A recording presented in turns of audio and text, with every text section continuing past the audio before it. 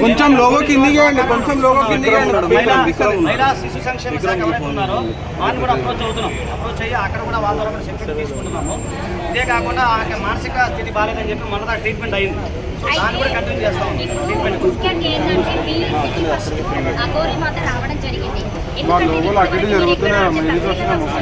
ఎక్కడ ఇవ్వలేదు, ఎందుకంటే రుద్రస్వామి గారు ముందు పడ్డారు, తర్వాత ఆజాద్ గారు రావడం వల్ల ఇదంతా జరిగింది.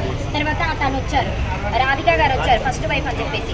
మీరు ఒక్క ఇంటర్వ్యూ కూడా కూర్చొని ఎవరికి ఇవ్వడం లేదు కాబట్టి ఆ గోరి మాత మీ ఇంటికి వచ్చిన తర్వాత మీరు ఆమెతో బాగానే ఉన్నారు, తినడం తాగడం ఇవన్నీ జరిగినాయని అందరికీ తెలిసింది. అంటే ఫస్ట్ మీరు చేసిన తప్పు వల్లనే ఆ గోరి మాత జనాలు మాట్లాడుతున్నారు. దానికి తప్పు చేయలేదండి. ఒక మాతలాగా వచ్చి మేము మాత అనుకుని నమ్మి ఆడమనిషి పిల్లలు ఏం చేసింది అనుకున్నామండి. ఇంత రాక్షసులాగా ఆడవాళ్ళని హింసిస్తాయని అనుకోలేదండి. రాజుగా మాకు చూస్తే నాకు ఎంతో జాలిగా ఉందండి. ఆ పిల్లని అట్లా చేసి మోసం చేసే రాజుగా లాంటి వాళ్ళు ఎంతమంది ఉన్నారంటండి. అట్లాంటి వాళ్ళు నా పిల్లల్ని కూడా మోసం చేసేసి నా పిల్లని అమ్మేయాలని చూస్తాడండి. ఎవరైనా ఉన్నారని అనుకుంటున్నారా? ఖచ్చితంగా అనుకుంటానండి, ఎవరైనా పెద్దల హస్తం ఉందేమో నేను అనుకుంటున్నానండి. అంటే మీ దగ్గర మీ ఇంట్లో ఉన్నప్పుడు ఎప్పుడన్నా ఫోన్లు మాట్లాడము, ఎవరితోనన్నా చెప్పడము, ఇట్లా నేను అగోరిని తీసుకొస్తున్నా, అమ్మాయిలని ఇట్లా వశపరుస్తున్నాం కదా, ఇలా బలిస్తారని చెప్పేసి మాట్లాడుతున్నారు. ఒకవేళ రుద్రస్వామి గారు అలాగే ఆజాద్ గారు ఆ అమ్మాయి రాధిక ముందుకు రాకపోతే వర్షిణి అనే అమ్మాయి ఈ రోజు హైదరాబాద్కి వచ్చేదా, లేకపోతే అమ్మాయిని ఎక్కడన్నా నరబలి లాగా ఇస్తారని చెప్పేసి మాట్లాడుతున్నారు. ఖచ్చితంగా నరబలి ఇచ్చేసేది రుద్రస్వామి గారు, ఈ రాధిక గారు, మాకు శశిదేవి భాను గారు, నెంబర్ 1 న్యూస్ వాళ్ళు, మీడియా వాళ్ళు అందరూ ఉండి మాకు ఆజాద్ గారు సహాయం చేశారండి. శివరుద్ర స్వామి గారి వల్ల మా పిల్ల బయటపడిందండి. ఖచ్చితంగా నరబలి ఇచ్చేసేదండి. నరబలి ఇస్తాకే నా పిల్లని తీసుకెళ్ళిందండి. ఇలా అమ్ముకుంటాకి అన్న ఒక్క నిమిషం కొంచెం మైకి కింద చేయరా మీరు.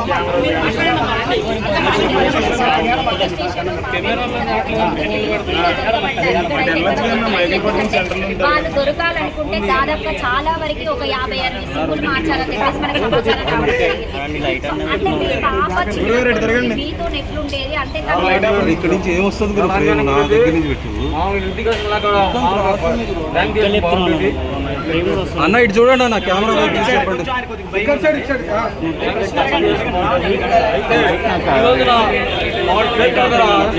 అన్న నాకు చీకటి పడుతున్నా, నాకు వస్తలేదు కదా.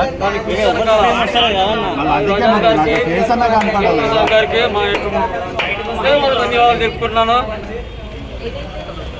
ఏ రోజు రోజు మాకు ప్రతిరోజు కూడా ప్రతిరోజు సాయంత్రం నాకు ఆరోగ్యం బాగోదు. నీకు పోయే కాలం వచ్చిందిరా ముండా కొడక, ఎంత మందిని బాధపట్టేవరా నువ్వు. జోగిని రామరాజు గారికి, రామచంద్ర మాధవి గారికి అందరూ కూడా ధన్యవాదాలు. ఖచ్చితంగా అండి, వ్యవస్థీకృత నేరాలు చెప్పండి. మాత్రం నమోదైంది లోకల్ పిఎస్లో. దాని అప్లోడ్ కూడా ఎలాంటి రాలేదు.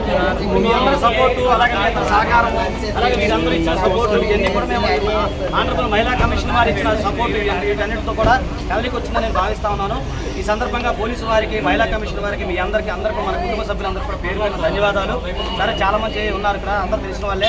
దయచేసి పేర్లు చెప్పలేదు, రేపు కోపగించుకోమాకంటే రేపు మళ్ళీ అట్లే లేదు. మీ అందరూ కూడా నా సిస్టర్స్, కుటుంబ సభ్యులు. సో ఒకటి చెప్తాను, అన్యాయం అక్కడికి వస్తున్నా బెదర్ సెక్షన్స్ కూడా చెప్తున్నాను. సో ఖచ్చితంగా ప్రతి ఒక్కరు కూడా పేరు పేరు ధన్యవాదాలు ఫస్ట్ అది చెప్పాలి. తర్వాత ఏంటంటే ఇది ఏంటంటే అన్ని వ్యవస్థీకృత నేరాలు కాబట్టి ఇవన్నీ కూడా అబౌవ్ 7 years నేరాలే.